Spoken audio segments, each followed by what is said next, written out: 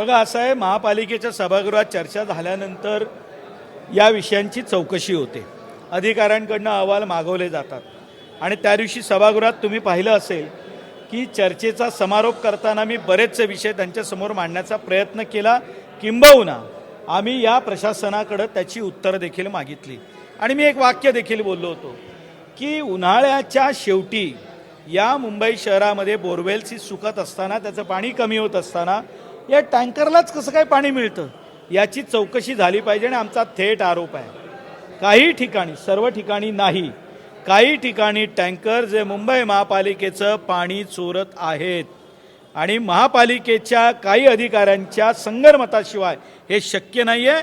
मुंबईकरांचं पाणी पळवलं जाते असा आमचा थेट आरोप आहे.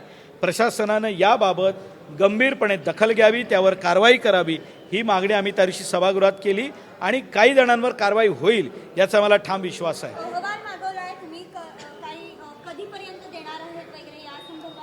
लवकरात लवकर पुढच्या आठवड्याभरात अहवाल येणं अपेक्षित आहे आणि तो अहवाल आम्हाला मिळेल.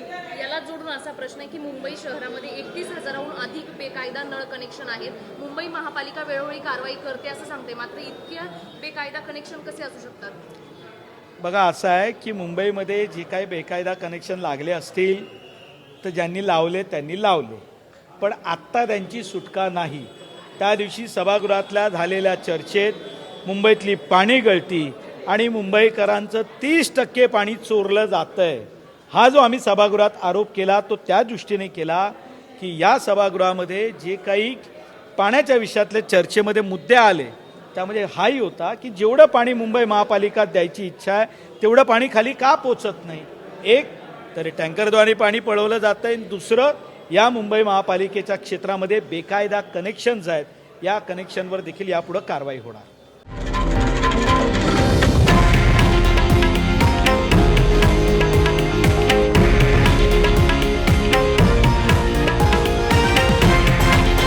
हे आहे देशातील नंबर 1 न्यूज नेटवर्क आणि आपण पाहत आहात TV9 मराठी, एकमेव.